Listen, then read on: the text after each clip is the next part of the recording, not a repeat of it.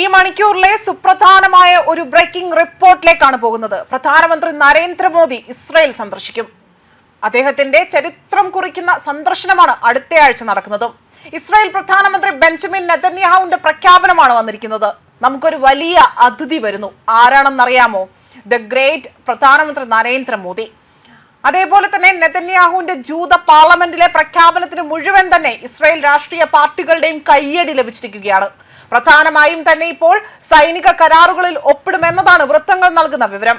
ഫെബ്രുവരി 25 മുതൽ 2 ദിവസത്തെ ഇസ്രായേൽ സന്ദർശനം നടക്കുമെന്നാണ് ഇപ്പോൾ വൃത്തങ്ങളെ ഉദ്ധരിച്ചുകൊണ്ട് റിപ്പോർട്ടുകൾ പുറത്തുവരുന്നത്. പ്രധാനമന്ത്രി നരേന്ദ്രമോദി അടുത്തയാഴ്ച ഇസ്രായേൽ സന്ദർശിക്കുമെന്ന് ഇസ്രായേൽ പ്രധാനമന്ത്രി ബെഞ്ചമിൻ നെതന്യാഹു തന്നെയാണ് ഇപ്പോൾ വ്യക്തമാക്കിയിരിക്കുന്നത്. മാത്രമല്ല, അദ്ദേഹത്തിന്റെ വാക്കുകൾ ഇങ്ങനെയാണ്. അടുത്തയാഴ്ച ആരാണ് ഇവിടെ വരുന്നതെന്നറിയാമോ? പ്രധാനമന്ത്രി നരേന്ദ്രമോദി. ഇസ്രായേലും ഇന്ത്യയും തമ്മിലുള്ള വമ്പിച്ച സഖ്യം, എല്ലാത്തരം സഹകരണങ്ങളും ഞങ്ങൾ ചർച്ച ചെയ്യാൻ പോവുകയാണ് എന്നും, ഇപ്പോൾ ഇന്ത്യ ഒരു ചെറിയ രാജ്യമല്ല, 1.4 ബില്യൺ ജനങ്ങളുണ്ട്. ഇത് വളരെ ശക്തവും വളരെയധികവും ജനപ്രിയമായ ഒന്നായി മാറുമെന്നാണ് അദ്ദേഹം വ്യക്തമാക്കിയിരിക്കുന്നത്.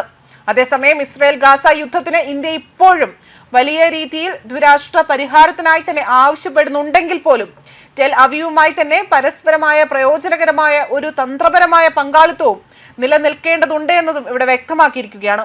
അതേസമയം കഴിഞ്ഞ വർഷം പ്രധാനമന്ത്രി നരേന്ദ്രമോദിയും നെതന്യാഹുവും ഒരു ടെലിഫോൺ സംഭാഷണം നടത്തിയിരുന്നു. പരസ്പരം അത് പ്രയോജനത്തിനായി തന്നെ ഇരു ബന്ധങ്ങൾ കൂടുതൽ ശക്തിപ്പെടുത്തുന്നതിനായുള്ള ഒരു പ്രതിബദ്ധത ഇവിടെ ഊട്ടിയുറപ്പിക്കുകയും ചെയ്തു. എന്റെ സുഹൃത്ത് പ്രധാനമന്ത്രി നെതന്യാഹുവുമായി സംസാരിച്ചു. ഒരു ഇന്ത്യ ഇസ്രായേൽ തന്ത്രപ്രധാനമായ പങ്കാളിത്തത്തിലെ പുരോഗതി ഞങ്ങൾ അവലോകനം ചെയ്യുകയും ഞങ്ങളുടെ സഹകരണം കൂടുതൽ ശക്തിപ്പെടുത്താൻ അവിടെ സമ്മതിക്കുകയും ചെയ്തതായി തന്നെ പ്രധാനമന്ത്രി നരേന്ദ്രമോദി ആ സംഭാഷണത്തിനൊടുവിൽ തന്നെ വ്യക്തമാക്കിയിരുന്നു. അതേപോലെ തന്നെ അവിടെ സഹിഷ്ണുതയില്ലാത്ത പ്രതിബദ്ധത വീണ്ടും ഉറപ്പിക്കുകയും മേഖലയിലെ നിയുക്തവും അതുപോലെ തന്നെ ശാശ്വതവുമായ സമാധാനം കൈവരിക്കാൻ ലക്ഷ്യമുള്ള എല്ലാ ശ്രമങ്ങളെയും ഇന്ത്യ പിന്തുണയ്ക്കുമെന്നും പ്രധാനമന്ത്രി നരേന്ദ്രമോദി എടുത്തു പറയുകയാണ് ചെയ്തിരുന്നത്.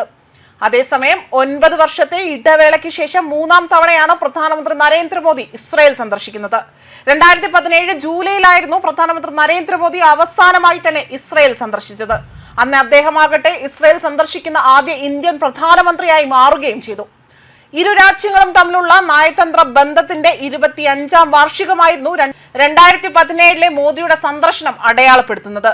അവിടെയാകട്ടെ പ്രതിരോധം, സൈബർ സുരക്ഷ, കൃഷി, സാങ്കേതികവിദ്യ, നവീകരണം, അതേപോലെ ഭീകരവാദത്തിനെതിരായ സഹകരണം എന്നിവയിലായിരുന്നു അന്നത്തെ സന്ദർശനത്തിൽ കൂടുതലായി തന്നെ ശ്രദ്ധ കേന്ദ്രീകരിച്ചത്.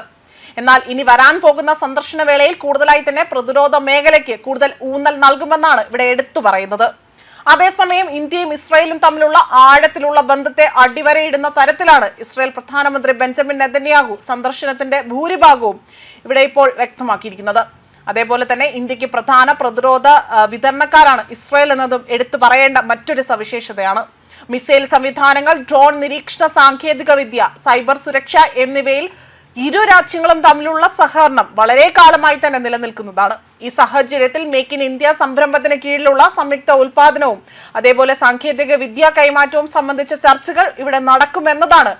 അതായത് പ്രധാനമന്ത്രി നരേന്ദ്രമോദി ഇസ്രായേൽ സന്ദർശിക്കുന്ന വേളയിൽ ഇതിനെക്കുറിച്ച് ചർച്ചകൾ നടക്കുമെന്ന റിപ്പോർട്ടുകളാണ് ഇവിടെ പുറത്തു വന്നിരിക്കുന്നത്. മാത്രമല്ല, നയതന്ത്രപരമായ പ്രധാനപ്പെട്ട സന്ദർശനമായി തന്നെ ഇതിനെ കണക്കാക്കാനും സാധിക്കുന്നതായി ഇവിടെ എടുത്തു പറയുകയാണ് ചെയ്തിരിക്കുന്നത്.